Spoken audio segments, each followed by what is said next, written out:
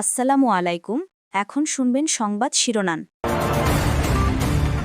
শহীদ বুদ্ধিজীবী দিবসে রাষ্ট্রপতি ও প্রধান উপদেষ্টার শ্রদ্ধা নিবেদন।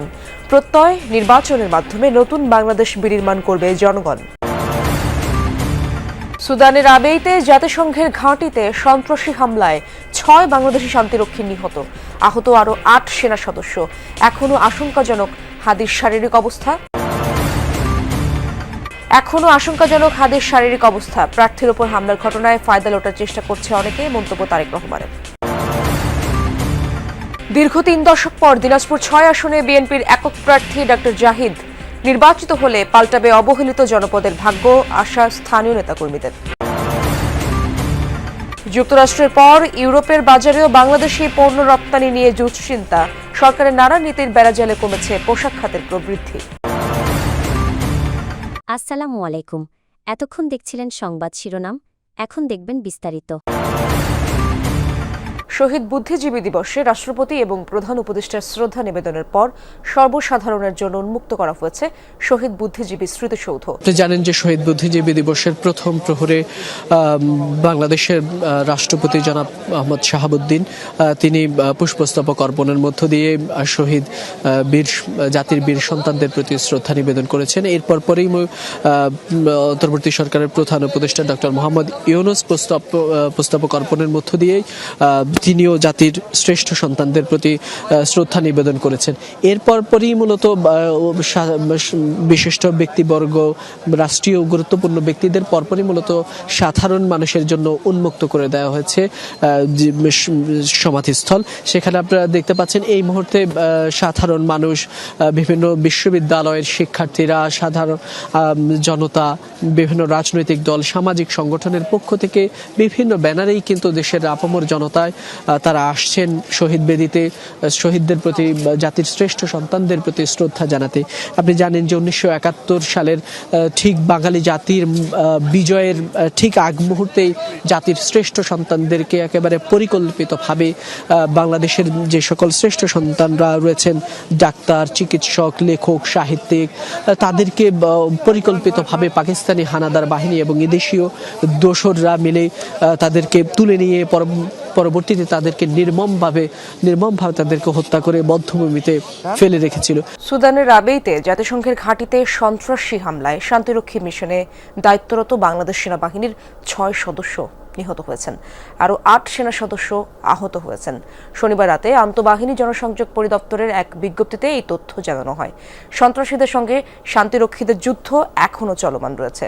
মূলত সামরিক বাহিনী ও আধা সামরিক বাহিনী RSF এর সংঘাতে গৃহযুদ্ধে জর্জরিত সুদান। রাজধানী খার্তুম, দারফুর সহ বিভিন্ন শহরে হচ্ছে দুপক্ষের রক্তক্ষয়ী লড়াই। আবেই শহরেও রয়েছে RSF এর উপস্থিতি। এর আগে 2003 সালের ডিসেম্বরে পশ্চিম আফ্রিকার দেশ বেনিনের সর্বাধিক মর্মান্তিক বিমান দুর্ঘটনায় শান্তিরক্ষী মিশনের 13 বাংলাদেশি নিহত হয়। 2005 সালে কঙ্গোতে গুলি করে হত্যা করা হয় 9 বাংলাদেশি সেনা সদস্যকে। ওসমান হাদির মস্তিষ্ক মারাত্মকভাবে ক্ষতিগ্রস্ত। অস্ত্রোপচার শেষে তাকে কনজারভেটিভ ম্যানেজমেন্টে রাখা হয়েছে। প্রয়োজন অনুযায়ী সাপোর্ট দেওয়া হবে বলে জানিয়েছে এভারকেয়ারের 13 সদস্যের মেডিকেল বোর্ড। এক বিবৃতিতে বোর্ড জানায় হাদির ফুসফুসে আঘাত রয়েছে। এখন তিনি ভেন্টিলেটর সাপোর্টে রয়েছেন।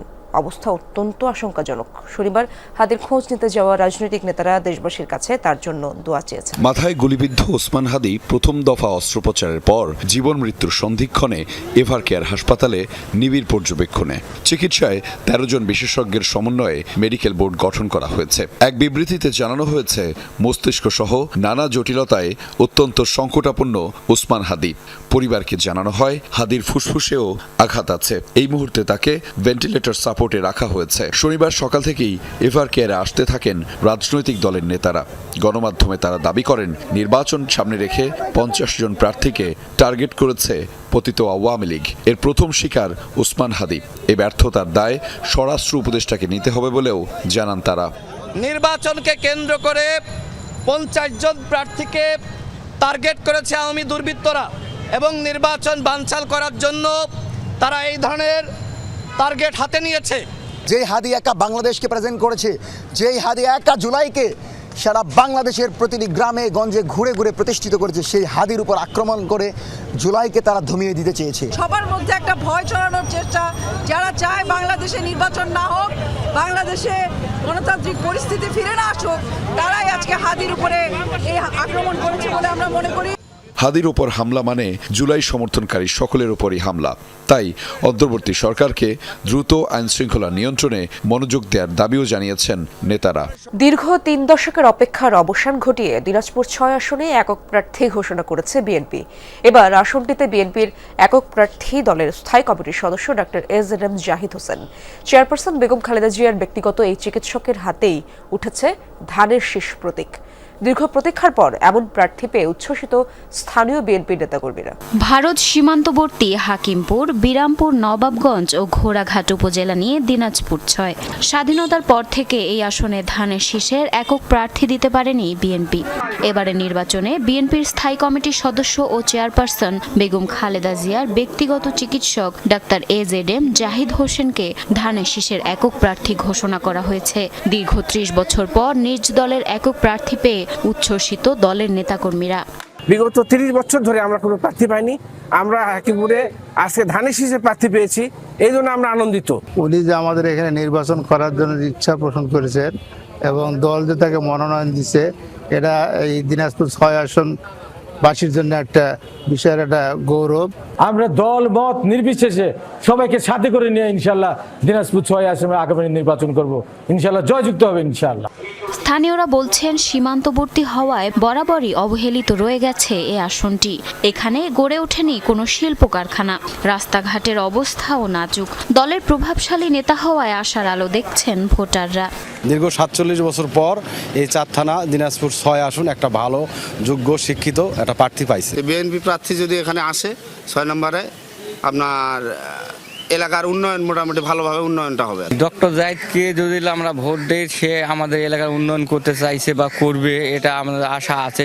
রপ্তানি বাণিজ্যে তৈরি হয়েছে দুশ্চিন্তা। ইউরোপের দেশগুলোয় বাড়ছে চীন, ভারত সহ অন্যান্য দেশের আধিপত্য। ট্রাম্প ট্যারিফে বাড়ছে বৈশ্বিক প্রতিযোগিতাও।